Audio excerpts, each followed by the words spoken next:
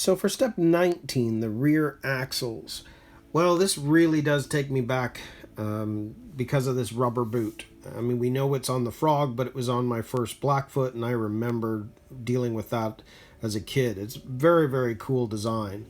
So we're going to have to grab that rubber boot, which you can see is right here. We've got to cut it in half and get rid of the excess rubber on either end. And then we're going to need to grease up the shafts and then stick them through the rubber boots, because that's what's protecting them from the dirt and grime.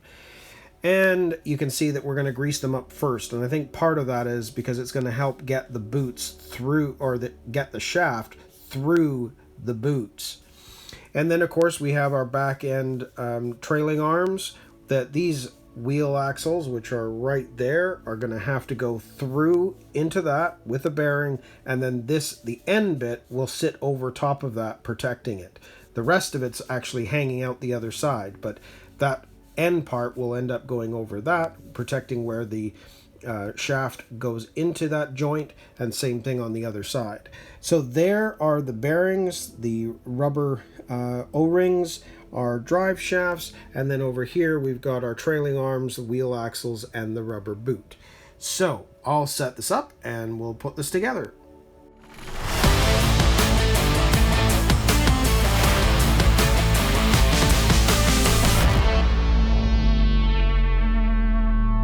So first off, let's get the rubber boot cut. And you can see that you need to take out this middle section on either side. So for now, honestly, if you look at that wider spot in the middle, I'm just going to cut it with a pair of scissors in the middle right there. I'll put that aside.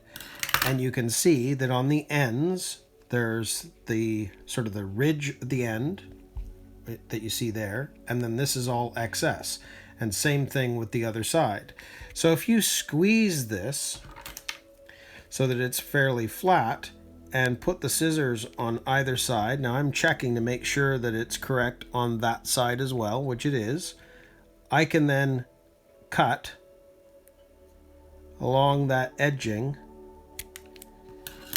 and now you've got the boot cut correctly. So same thing on this side. I'm going to squeeze it flat, put the scissors so that it's basically along the line, and cut. And again, I've managed to do a fairly nice cut. Now it doesn't have to be perfect, but it's fairly close, and you can clean it up a little bit if you wanted to. So we'll do the same thing with the other side. We're going to squeeze just like that, get the scissors on either side of that, cut, and take this one, squeeze, get the scissors on either side of that ridge, and cut. And there we go. There's the second one. So both boots are now ready to go. So what do we need to do? And I'll move that excess out of the way. We need to grab one of our drive shafts, and we're going to need to grease it up. Now, I'm only going to grease up one side for now, and I'll show you why. Because really, this is the one that counts for now. Because we need to be able to get this dog bone into this rubber boot. And it requires a little finessing, I have to say. Because with the notches for that dog bone, we've got to make sure that we can get it into the center part of the hole and then turn so you can get it through. And there we go. There we go. So now it's sitting, but you see how this is a very small space. You've almost got to kind of go in sideways and then twist out. So for example, let's do this again. If I grab this dog bone, grease it up, and I may end up putting more grease on it when we actually put it in the shaft, which is fine. Not worried about that.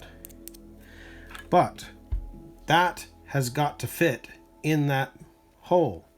So what I want to be able to do is put that in almost like you see how it's on an angle, get it in there all the way so that then I can turn. And it didn't quite work as before. So we've just got to make sure that it's going in and popping out on the other side, which there we go. Now it has. So there it is. So think of it as, if you've got to get that dog bone piece to go in, if you squish this down enough so that it's in there already, and then twist, the dog bone should pop out on the other side. So there we go. There are our 2 dog bones inside those rubber boots and ready to go. Now, we have to grease those up still, because I've got to grease up the other side, but I'm going to wait on that for a minute because I want to work on this part first. So if you grab E4, and you know, how do you know you've grabbed the right one? Because I mean, you could grab, you know, I suppose if you grabbed either one and weren't quite sure which one was which, you can see that the hole and the shaping of this goes up, whereas if we use this one, well, it's flat. So this one is actually designed for the other side. So let's work with this. You can see how this is going to sit. We know that there's going to be a bearing in here. Push. There it is. It's nicely inside of there. And you can see that this shaft is going to slide into there. Now, I am using the ball bearing, so I'm not going to grease this because I don't normally do that when there's a ball bearing. But what I am going to do is push in the O-ring, which basically seemed to just fall right into place, which is interesting. Usually they're a little tighter. And again, we're going to stick that in there, and now it's nice and smooth. And it'll run better once we've got the other bearing on, but we don't need to do that right now. So there is one of our drive shafts. So you can see that according to this, this side had our grease. If I stick a little bit more on there, as it was showing before, this is going to sit on top of there, and the rubber boot is going over the shaft. So you can see that that is nicely protected from the dirt and elements. So, and you can see that the dog bone obviously is going to be moving up and down inside of that rubber boot. So that ends up being one side. So again, if we grab the other side, we need to stick a bearing in the back side of there. We need to stick our shaft inside of there, and this O-ring is probably just going to pop right in, which it is. There it is. And now we're going to take our shaft again, which again, I'll grease it up a bit more because a lot of it went inside the boot, trying to move everything around and make sure that it came back out. And we take this, and it's in its right places again. So if you think of how that's going to sit, both the lip going up on either side of those arms, that is what they should look like.